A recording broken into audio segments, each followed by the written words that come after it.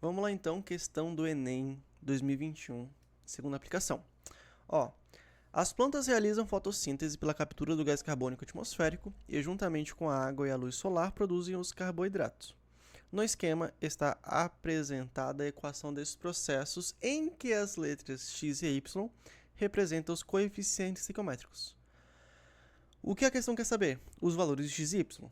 Gente, olha para o seu composto, olha para a sua molécula, sua reação, melhor. Eu não sei quantos CO2, mols de CO2 e quantos mols de água possuem, certo? Mas você vai olhar para o seu composto. Primeira coisa que você vai observar é a quantidade de carbonos. Observe que aqui eu tenho 1, 2, 3, 4, 5 carbonos. É a parte de um polímero, né? Aí vem 6, 7, 8, 9, 10, 11. Ah, Rodrigo, mas e aí, o que eu faço? Falta um aqui, ó. Obrigado. 12. 1, 2, 3, 4, 5, 6, 7, 8, 9, 10, 11, 12. Gente, se eu tenho 12 carbonos no produto, eu vou ter 12 no reagente. Já matava, que era a letra D. Pronto. Oxigênio. 1, 2, 3, 4, 5, 6, 7, 8, 9, 10. Aí eu tenho 12 vezes 2, dá 24. Com mais 10, dá 34 no produto. Só que, pelo fato de você colocar 12, 12 vezes 2 dá 24. Então, aqui isso é 10. Matava letra D, sem nenhum problema. Continuando então essa questão aqui. Essa questão é bacana. Ó, questão Enem 2021, segunda aplicação. Essa questão ela trouxe aqui uma reação química que está falando sobre o quê? A presença de substâncias ricas em enxofre em áreas de mineração provoca preocupantes impactos ambientais. Um exemplo dessas substâncias é a pirita, que em contato com oxigênio atmosférico reage formando uma solução aquosa ferruginosa, conhecida como drenagem ácida de Minas, segundo a equação química. Tem aqui a equação química, né? 4 mols de pirita mais 15 mols do gás oxigênio, formando 2 mols de água, ou mais 2 mols de água, formando 2 mols do sulfato de ferro, mais 2 mols de ácido sulfúrico. Em situações críticas nas quais a concentração do ácido sulfúrico atinge 9,8 gramas por litro, que é uma concentração comum, o pH alcança valores menores que 1, ou seja, muito, muito, muito ácido, certo? Uma forma de reduzir o impacto da drenagem ácida de Minas é tratá-la com calcário, que é um sal básico. Considere que uma amostra comercial de calcário com pureza de 50%. Gente, então aquela quantidade que eu vou ter de carbonato de cálcio não será a minha total. Você vai ter que efetuar o seu desconto. Foi disponibilizada. Qual é a massa de carbonato de cálcio em gramas necessária para neutralizar 1 litro de drenagem ácida de Minas em seu estado crítico, sabendo-se que as massas molares do carbonato é 100 gramas, carbonato de cálcio é 100 gramas por mol e ácido sulfúrico é 98 gramas por mol. O que você vai fazer? Primeiro, ele falou que em situações críticas a concentração do ácido sulfúrico atinge 9,8 gramas por litro. Então pare e pensa comigo, gente. É 9,8 gramas para cada 1 litro. Isso aqui é uma concentração, querendo ou não, certo? A questão fala o que aqui? Qual é a massa de calcário em gramas necessária para neutralizar 1 litro? Então você vai ter 9,8 gramas do ácido sulfúrico. Do ácido sulfúrico. Agora, o ácido sulfúrico ele vale 98 gramas por mol. Então é para cada 1 mol. Se eu tenho 9,8 gramas, são quantos mols? Gente, daqui para cá é divisível por 10, certo? Então daqui para cá também será divisível por 10. Esse meu x vai dar igual a 0,1 mols. Agora vamos continuar. Só pausar aqui o negócio. Então vamos continuar. 0,1 mols. Qual que é a ideia do carbonato de cálcio? Eu quero que... Cadê? Neutralize.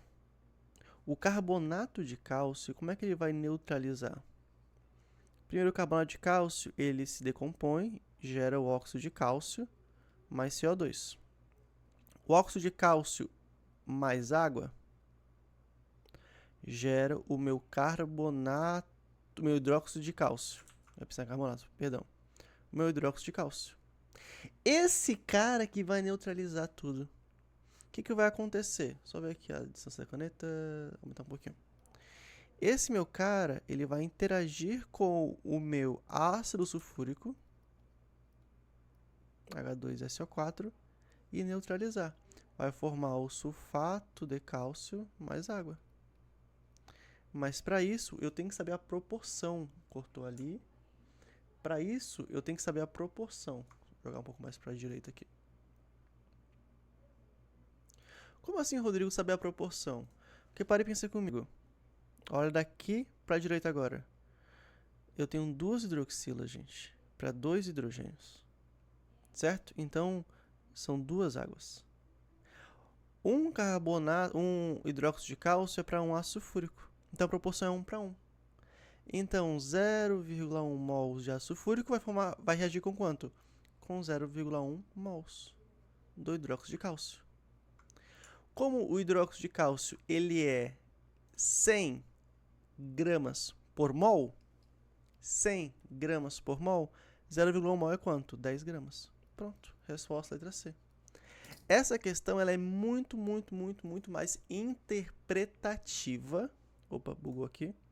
Muito mais interpretativa. Porém, lembrar, até não vi uma coisa, que a pureza é 50%. Eu preciso de 10 gramas, mas 10 gramas dele puro. Como a questão só me dispõe de uma amostra comercial que é 50% de pureza, então esta quantidade de 10 gramas está atrelada a 50%. 100% para X. Então é 20 gramas na verdade. Eu vou ter que pensar no grau de pureza, tá? Eu esqueci a parte lá de cima. Rodrigo, como assim? Eu precisaria de 10 gramas se eu estivesse puro. Mas eu não estou puro. Então a ideia é que, como a amostra disponibiliza de um calcário, né, que é 50% puro, então 50% tem que ser o quê? Relação de 10 gramas. E as outras 10 gramas são impurezas. Então, resposta letra D. Próxima questão. Vou mais um zoom aqui e ajustar. Pronto. Vamos lá, questão Enem então. Para preparar o vinho de laranja, caldo de açúcar é misturado com suco de laranja. E a mistura é passada em panos para retenção das impurezas. O líquido resultante é armazenado em garrafões que são tampados com rolhas de cortiça. Após 8 dias de repouso, as rolhas são substituídas por cilindros de bambu e, finalmente, após 2 meses em repouso, ocorre novamente a troca do cilindro de bambu pelas rolhas de cortiça. O processo físico e químico que ocorre na fabricação... Opa, saiu aqui. Que ocorre na fabricação dessas bebidas são, respectivamente... Processo físico, quando ele fala, gente, aqui, ó, repouso em específico, é uma decantação. O termo mais correto de chamar é sedimentação, que aí dá o fundo, vai sedimentar, certo? Mas depois você vai separar uma decantação. Não é filtração, filtração usa filtro. Precipitação não é físico, beleza? Precipitação não é físico. É químico, porque você forma um produto que ele vai tender a sedimentar posteriormente. Então você fica entre essas duas. Aí ele vem com o fenômeno químico, certo? Gente, quando ele fala fenômeno químico, vamos lá. O líquido resultante é armazenado em garrafões e são tampados com rolhas de cortiça. Após 8 dias de repouso, as rolhas são substituídas por cilindros de bambu. E finalmente, após 2 meses em repouso, quando ele substitui por cilindros de bambu, é porque tem alguma coisa nesse bambu que vai interagir. Por isso que demora 2 meses em repouso, ocorre novamente a troca do cilindro de bambu pelas rolhas de cortiça. Então, alguma coisa ali está agindo. E essa alguma coisa será uma precipitação. Rodrigo, por que não fervura? Porque ele não fala aquecimento. Então, você matava só com essa ideia, essa questão. Próxima. Certo. Eu sempre confiro se está pegando aqui certinho as imagens, tá? Essa aqui é a 46. Uma antiga forma de produzir um dos constituintes de argamassas é o aquecimento a altas temperaturas de materiais componentes dos sabanquis, que são sítios arqueológicos formados essencialmente por restos de moluscos. A decomposição térmica da principal substância desses sítios arqueológicos resulta na formação de dois compostos apenas. Um deles é um óxido sólido e o outro é um óxido gasoso. A reação do primeiro com a água resulta na formação do hidróxido de cálcio, enquanto a reação do segundo resulta em ácido carbônico, né? Aí tu pensa, opa, então um é um óxido básico. Por quê? Porque eu gerei uma base forte. E o outro é um óxido ácido, é um ácido fraco, mas beleza, é um óxido ácido. Aí vamos lá. A fórmula da principal substância encontrada nos sítios arqueológicos é, perceba que a resposta está aqui, ó. A reação do primeiro com água resulta em hidróxido de cálcio, enquanto a reação do segundo resulta em ácido carbônico. Qual que vai ser a ideia principal dessa questão, gente? Você tem que saber das funções inorgânicas e saber como que acontece ali as ações. Quando a gente pensa no óxido de cálcio, ele forma apenas base. Ele é um óxido básico. Isso aqui não é óxido. Não é óxido. Aí ele está falando de óxido, certo? Ele fala de óxido sólido e o outro óxido gasoso. Esse cara aqui também não é óxido. Esse cara aqui não é óxido, não é óxido. Mas ele fala que a decomposição térmica. Opa, então simplesmente quando você pensa em decomposição, você pensa em carbonato de cálcio, gente. E nem é assim. O carbonato de cálcio, quando ele se decompõe, ele gera o CaO mais CO2. O óxido de cálcio vai gerar o hidróxido de cálcio e o CO2, o ácido carbônico, ambos em contato com a água. Sempre vai ser assim. Fala de decomposição térmica. Gente, Enem ama falar do carbonato de cálcio. Ama disparado. Questão Enem. Um marceneiro esqueceu um pacote de pregos ao relento, expostos à umidade do ar e à chuva. Com isso, os pregos de ferro que tinham massa de 5,6 gramas cada acabaram cobertos por uma massa espessa de ferrugem. Ele trouxe aqui que é o Fe2O3. Ou seja, é uma hematita hidratada. Uma substância marrom insolúvel, produto da oxidação do ferro metálico. Trouxe aqui minha reação balanceada. Qual foi a massa de ferrugem produzida? Então ele quer ser massa de ferrugem ao se oxidar metade de um prego. O prego tem massa de 5,6 gramas. Gente, sua relação vai ser 2 mols de ferro para 1 mol do Fe2O3. Água. Quanto que vale o ferro? 56 gramas por mol. Eu tenho 2 mols, então é 112 gramas. Quanto que vale essa minha hematita hidratada? O ferro vale 56 vezes 2 dá 112. Oxigênio vale 16 vezes 3 é 48. A água vale 18, né? Rodrigo, esse ponto aqui vou multiplicar? Nunca, você vai somar. 48 com 112 dá 160, mais 18, 178 gramas por mol. Então, 112 gramas está para 178 gramas. 5,6 gramas é cada prego. A questão falou que vai ser 50% de um prego, ou seja, metade. Metade de 5,6, 2,8 gramas, estou para x. X é igual a quanto? Gente, para e pensa. 178 é um pouco acima de 112. Então, x vai ser um pouco acima de 2,8, 4,45. Um pouco acima, mas não o dobro, porque, por exemplo, qual que é o dobro de 112? 224. 178 é menor. Qual que é o dobro de 2,8? 5,6. Vai ser menos que 5,6. Só pode ser letra A. 4,45 gramas. Pronto. Resposta correta, letra A. Só arrumar aqui. Vamos lá. Questãozinha aqui bacana, essa daqui dieta, tá? Questãozinha de dieta aqui na tela. Questão 48 desse nosso arquivo.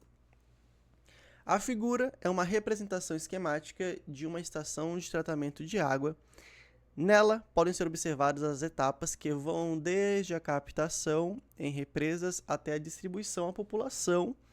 No intuito de minimizar o custo com o tratamento, foi proposta a eliminação da etapa de adição de hipoclorito. Gente, para que serve a adição de hipoclorito? Uma questão, ela pode falar que vai ser adicionado hipoclorito, ela pode falar que vai ser adicionado cloro gasoso, enfim, tem cloro, é para matar micro-organismos, tá? Aí vamos lá. Captação, floculação, decantação, filtração, desinfecção, que seria a adição do hipoclorito, pode acontecer antes da floculação ou depois, tá? Mas enfim, o que a questão quer? Caso fosse aceita a proposta apresentada, qual seria a mudança principal observada na qualidade da água? Oxe, se o cloro ele mata bactérias, micro-organismos patogênicos e afins, elevação de bactérias. Pronto. Presença de gosto? Não necessariamente. B, presença de cheiro? Pode, mas você não tem como afirmar que é por conta do elevado teor de bactérias. C, elevação da turbidez? Não, porque a turbidez está ligado com o quê? Com a floculação, decantação e filtração. Redução significativa do pH? Não, pior que é aumento. Porque se eu tiro o cloro, eu não vou ter ali o meu halogênio tendendo a formar o ácido clorídrico. Beleza? Então vai aumentar o pH em vez de diminuir. Próxima questão. Polímeros. Antigamente caía bastante polímeros no Enem. Hoje em dia, o Enem ele vem facilitando a sua vida. Questão 49. Polímeros biodegradáveis são polímeros nos quais a degradação resulta da ação de micro-organismos de ocorrência natural, como bactérias, fungos e algas, podendo ser consumidos em semanas ou meses sob condições favoráveis de biodegradação. Na ausência de oxigênio, ocorre a biodegradação anaeróbica, conforme representação esquemática simplificada. C, polímero, que é um polímero, micro-organismo formando CO2 mais metano, mais água, mais resíduo, mais biomassa. Durante esse processo, há a formação de produtos que podem ser usados para geração de energia. Um desses produtos é encontrado no estado físico de menor agregação. O teu ponto-chave vai ser isso, gente. Menor agregação. Opa, menino sem querer. Um desses produtos encontrados no estado físico e pode ser diretamente usado como combustível. Gente, pare e pensa comigo. CO2, se desse para ser usado como energia, como geração de energia, a gente não pensaria apenas em queimar combustível e gerar CO2.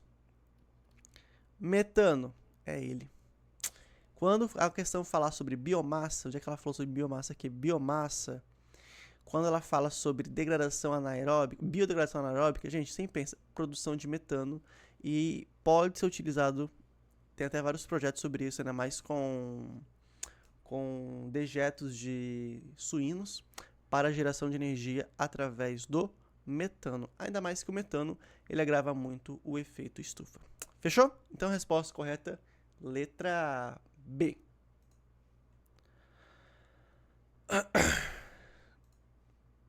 Questão 50. Essa aqui é certa. Questão 50. Vamos lá. A nanotecnologia pode ser caracterizada quando os compostos estão na ordem de milionésimos de milímetros, como na utilização de nanomateriais catalíticos nos processos industriais. O uso desses materiais aumenta a eficiência da produção, consome menos energia e gera menores quantidades de resíduos. O sucesso dessa aplicação tecnológica muitas vezes está relacionado ao aumento da velocidade, olha que coisa linda, da reação. O êxito da aplicação dessa tecnologia é por causa da realização de reações químicas que ocorrem em condições de alta pressão. Alta pressão aumenta a velocidade? Se for um sistema gasoso, aumenta. Alta temperatura aumenta a velocidade? Aumenta. Excesso de reagente aumenta a velocidade? Aumenta. Mas aí a questão fala de acordo com o texto. Ele está falando sobre nanotecnologia, então é algo muito pequeno. Então, se é algo muito pequeno, vai ter maior superfície de contato. E se eu tenho elevada energia de ativação, não aumenta a velocidade. Perceba que esses casos aqui aumentam. Porém, tem de ser exposto ao texto. Como assim? O que foi exposto ao texto? O êxito da aplicação dessa tecnologia. Qual que é a tecnologia? A nanotecnologia. Beleza? Resposta correta, letra D. Agora é a 51. Vamos lá. Para garantir que produtos eletrônicos estejam armazenados de forma adequada, antes da venda, algumas empresas utilizam cartões indicadores de umidade nas embalagens desses produtos. Alguns desses cartões contêm um sal de cobalto que muda de cor em presença de água. Aqui eu tenho um cloreto de cobalto mais água, formando cloreto de cobalto hidratado. É como se ele absorvesse a água. Processo. Que processo é esse? E aí, maior ou menor que zero? Menor que zero. Menor que zero é um processo exotérmico, certo? Vamos lá. Como você procederia para reutilizar, num curto intervalo de tempo, um cartão que já estivesse com a coloração rosa? Rodrigo, isso aí é equilíbrio químico? É. Isso é o deslocamento do equilíbrio químico. Porém, gente, para e pensa comigo. Ele é rosa quando tem água, certo? Ele é rosa quando tem água. Se ele é rosa quando tem água e o processo é exotérmico, no sentido de ida, o se de volta é endotérmico, certo? Para eu voltar com facilidade... não consigo apagar? Não consigo apagar. Para eu voltar com facilidade, eu tenho que adicionar energia, ou seja, secá-lo. Resfriar? Não. Borrifar spray de água? Não. Gente, ele já tem água, eu não vou colocar na umidade, principalmente, eu vou colocar mais água. E envolver o alumínio? Pode ser porque vai aquecer. Mas ele vem, aqueceria com um secador de cabelos? Resposta correta, letra D. Porque você vai retirar a água dessa forma. Perceba que algumas questões do Enem nem precisa você associar com tantas outras coisas, beleza? Ela sempre vai trazer dica. Questão 52 na tela pra gente, vamos lá. Embora a energia nuclear possa ser utilizada para fins pacíficos, recentes conflitos geopolíticos têm trazido preocupações em várias partes do planeta e estimulado discussões visando o combate ao uso de armas de destruição em massa, por exemplo, bombas atômicas e afins, né? Além do potencial destrutivo da bomba atômica, uma grande preocupação associada ao emprego desse artefato bélico é a poeira radioativa deixada após a bomba ser detonada. Porque, gente, quando a bomba é detonada, você tem uma grande liberação de energia, fato. Mas você vai ter materiais ali, elementos que vão ficar se fissando e afim, certo? Qual é o processo envolvido na detonação dessa bomba? É a fissão nuclear. Rodrigo, por que não é a fusão? Bomba atômica, você precisa em fissão nuclear ou bomba de urânio. Quando se fala fusão nuclear, é a bomba de hidrogênio, beleza? E aí a A fala fissão nuclear do urânio provocada por nêutrons. Certíssima, porque o nêutron ele vai atingir o urânio, formar criptônio mais bário, mais 3 nêutrons. E isso vai ser uma reação em cadeia. A B fala fusão nuclear do hidrogênio, provocada por prótons. Não vai ser o caso. C, desintegração nuclear do plutônio. Não.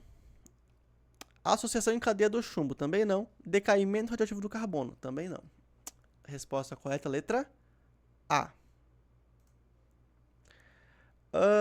Questão 53 pra gente. Vamos lá. A obtenção de óleos vegetais, de maneira geral, passa pelas etapas descritas no quadro. Seleção de grãos, descascamento, trituração, cozimento, prensagem, extração e destilação.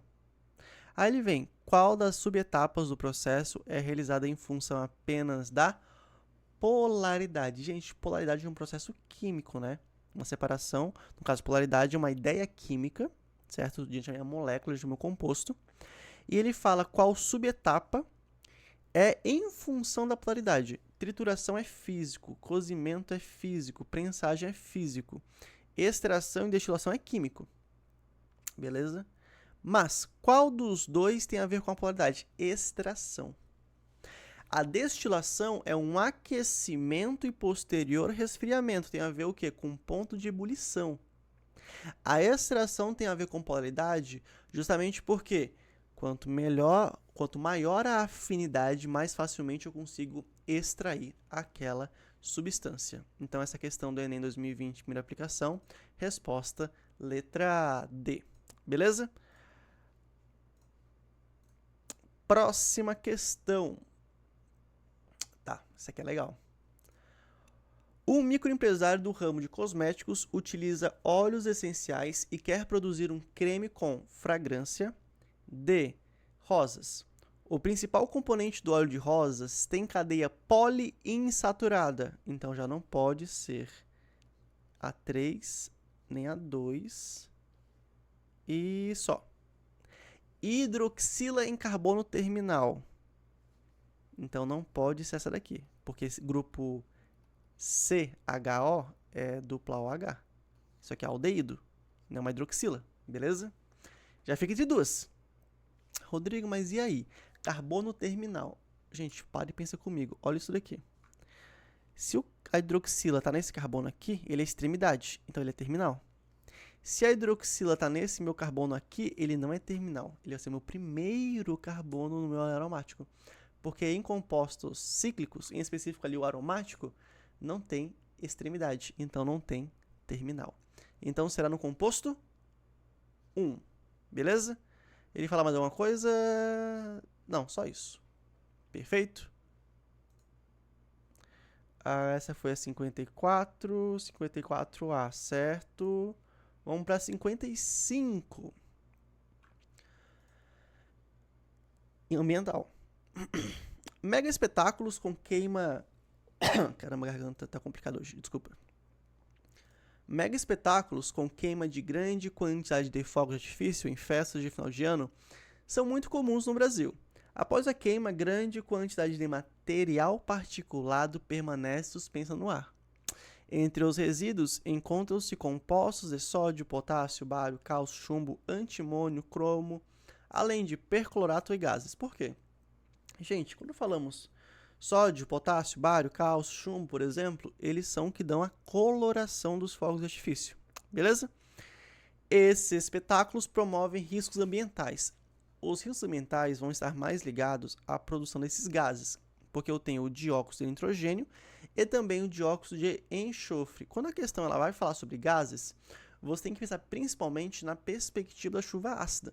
Beleza? A chuva ácida é de extrema importância para a sua prova.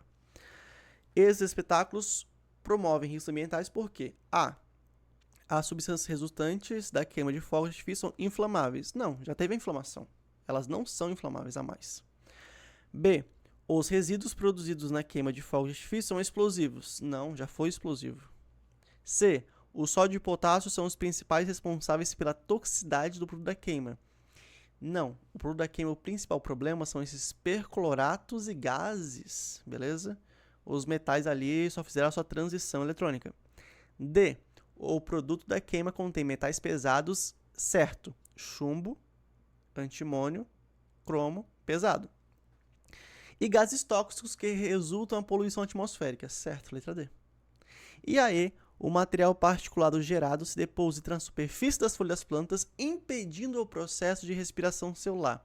Não, porque com o material leve, ela vai se depositar na superfície da planta, mas ela pode sair com a ação do vento com o tempo. Beleza? 55, letra D. 56. Só ver aqui uma coisa. Essa aqui é do carro, comparação do carro elétrico. Comparação do carro elétrico. Essa questão aqui também é legal. Um pouco longa só. Mas vamos lá. Questãozinha. Essa questão aqui é legal o pensamento dela. O crescimento da frota de veículos em circulação no mundo tem levado à busca e desenvolvimento de tecnologias que permitam minimizar emissões de poluentes atmosféricos. O uso de veículos elétricos é uma das propostas mais propagandeadas por serem de emissão zero. Podemos comparar a emissão de carbono na forma de CO2, que tem a massa molar igual a 44 kmol, para os dois tipos de carros. Cadê? A combustão elétrica.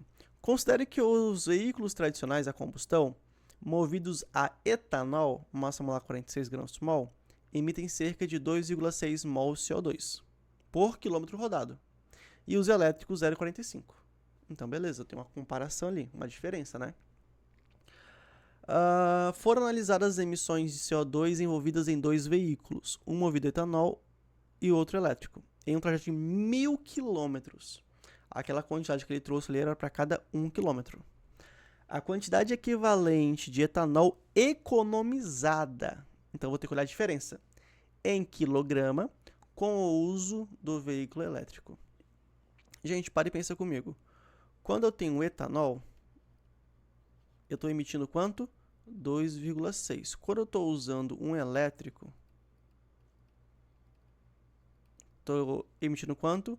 0,45. Qual que é a diferença aqui? A diferença é de 2,15. 2,15 mols de CO2 por quilômetro. Ele quer saber etanol. Quanto em quilogramas. Então, eu vou fazer uma relação de 1 etanol, 1 mol de etanol, produz, 2 mols de CO2. 2 mols de CO2. Quanto de CO2 eu estou economizando? 2,15. Rodrigo, mas é para cada 1.000 quilômetros. Eu posso multiplicar depois, não tem problema. Fechou? 1 mol de etanol vale 46 gramas. Então, fica 46 gramas para 2,15, 2 mols de CO2 para X. 2,15 vezes 46 dividido por 2 dá 49,45 gramas. Vezes 1.000 vai dar aproximadamente 50 quilogramas. Pronto. Era só isso que a questão queria. Resposta, letra A. Tá. Essa questão aqui, lembro dela. Ela traz um pensamento mais amplo. Só ver se tá certo aqui a gravação. Certinho a gravação, então vamos lá. Em seu laboratório, um técnico em química foi incumbido de tratar um resíduo, evitando seu descarte direto no meio ambiente. Ao encontrar o frasco, observou-se a seguinte informação: resíduo, mistura de acetato de etila e água. Perceba aqui, acetato de etila, isso aqui é um éster, certo? É um éster. Considere os dados do acetato de etila. Baixa solubilidade em água, deixa eu ler por aqui. Cadê? Baixa solubilidade em água, massa específica 0,9 gramas por centímetro cúbico, né, que é por ml. Temperatura de fusão menos 83 graus Celsius e pressão de vapor maior que a da água, ou seja, ele é volátil. Quer dizer que se ele tem uma pressão de vapor maior que a da água, ele é volátil. A fim de tratar o resíduo, recuperando o acetato de etila, o técnico deve, então perceba, é uma mistura de acetato de etila e água.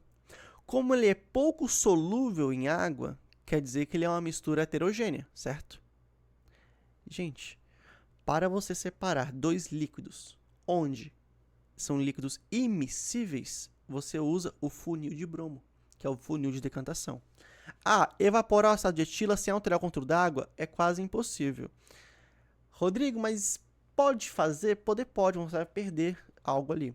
Filtrar a mistura usando um funil, nada a ver, porque ele pode ter baixa solubilidade em água, mas parte dele é solúvel. E outra, os dois são líquidos. C. Realizar uma destilação simples? Não. O máximo que você pode fazer é uma fracionada, pelo fato de serem dois líquidos. Mas, por serem immiscíveis, é melhor usar um funil de bromo. D. Proceder a uma centrifugação? Nada a ver. Centrifugação é para você separar sólido de líquido. E E. Decantar a mistura separando os dois componentes em um funil adequado? Sim, que é o funil de bromo, ou também chamado de funil de decantação. Beleza? Questão 58. Vamos lá. Nos dias atuais, o amplo uso de objetos plásticos gera bastante lixo. Cadê? Aqui. Que muitas vezes é eliminado pela população por meio da queima. Esse procedimento é prejudicial ao meio ambiente, por lançar substâncias poluentes. Para constatar esse problema, um estudante analisou a decomposição térmica do policloreto de vinila, PVC, um tipo de plástico cuja estrutura é representada na figura. Beleza. Para realizar esse experimento, o estudante colocou uma amostra de filme PVC em um tubo de ensaio e o aqueceu, promovendo a decomposição térmica. Houve a liberação majoritariamente de um gás diatômico, beleza, 2 átomos, heteronuclear, ok, que foi recolhido em um recipiente acoplado ao tubo de ensaio. Este gás, quando borbulhado em solução alcalina diluída contendo o indicador ácido-base, alterou a solução. Então, perceba, a solução era alcalina. Se ele alterou a cor, então esse composto é ácido. Beleza? É ácido. Além disso, em contato com a solução aquosa de carbonato de sódio, liberou gás carbônico. Se vai liberar gás carbônico, esse composto é muito ácido. É muito ácido. Aí vem, qual foi o gás liberado majoritariamente? Gente, vamos lá, pensa comigo. Tu já matava a questão com isso aqui, ó.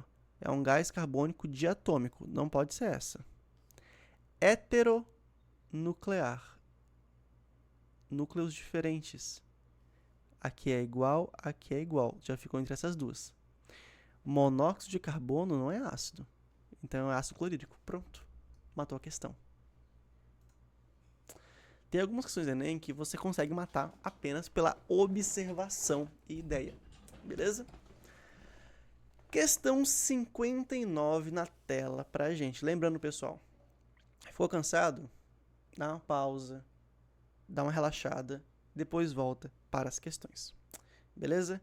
Questão 59, vamos lá.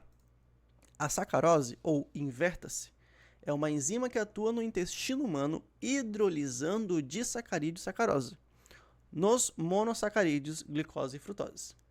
Em um estudo cinético da reação de hidrólise da sacarose, C12H22O11, foram dissolvidos 171 gramas de sacarose em 500 ml de água. Observou-se que a cada 100 minutos de reação, a concentração de sacarose foi reduzida à metade. Qualquer que fosse o momento escolhido como tempo inicial. As massas molares, tá, trouxe. Qual é a concentração de sacarose depois de 400 minutos? Concentração mol por litro, né? Gente, ele quer saber depois de 100 minutos, ou depois de 400 minutos, a cada 100 minutos ele se decompõe a metade. Então, para e pensa comigo. Você tem 100%. Passou um tempo, vamos chamar de meia-vida, mas aqui não é meia-vida real, né? Porque é a transição. Você vai ter 50%. Passou outro tempo, que aí seria 200 minutos, você vai ter 25%. Certo? Passou outro tempo, mais 25 minutos, você vai ter 12,5%. Passou outro tempo, você vai ter o quê? 6, que dá quebrado. 25. Ah, é verdade. É que eu pensei em 7,5. 25%. Agora, basta você saber qual que é o inicial. Como assim? Ele falou 171 gramas de sacarose. A sacarose é o C12H22O11. Então, você vai pegar o C12H22O11. Carbono vale 12. 12 vezes 12 dá 144. Hidrogênio vale 1 vezes 22 dá 22. Oxigênio vale 16 vezes 11 dá 176. 176 mais 144 mais 22 dá 342. Então, a sacarose é 342 gramas por mol. Molaridade. Antes, número de mols é igual a 171 sobre 342. É a metade. Isso aqui vai dar igual a 0,5. Só confirmar. 171 sobre 342, 0,5. Molaridade, 0,5 sobre 0,5, molaridade igual a 1. 1 mol por litro. Gente, se eu vou começar em 1 e aqui é 100%, então vai ser em 6,25. Pronto, resposta, letra B. Essa questão só queria que você conseguisse interpretar a ideia do processo de decaimento. Lembrando que tudo isso aqui não tem a ver com decaimento de radioatividade, ok? Só ver aqui uma coisa, 59, conferir o gabarito, está certinho, 59B, certo? 60, última desse vídeo. Certo. Vamos lá, questão aqui, Enem, cinética, mas também um pouco voltada para ambiental. Já vi lá numa parte de ambiental. A química verde é um ramo da química que prega o desenvolvimento de processos eficientes, que transforma a maior parte do reagente em produto, de forma mais rápida e seletiva, que utilizem poucos reagentes que produzam somente o produto desejado, evitando a formação de coprodutos, e que utilizem solventes não agressivos ao meio ambiente. Assim, as indústrias contornariam problemas relacionados à poluição ambiental e ao desperdício de água e energia. Água e energia, tá? Desperdício. O perfil de um processo que segue todos os princípios. Vamos lá. Primeira coisa. Ele falou que não tem informação de coprodutos. Então, você vai ter um produto. Então, não pode ser letra B e não pode ser letra D. Beleza? A fala que a reação ocorre em altas pressões. Gente, para você ter alta pressão, é alta temperatura. A C fala, ocorre com o uso de solvente orgânico. Mas a E fala, ocorre com o uso de catalisador contendo metal não tóxico. Então, seria a letra E. Ainda mais que a proporção aqui é 1:3. Na E é 1:meio. E ele falava que eu tenho que ter menos reagentes, poucos reagentes. Resposta letra E.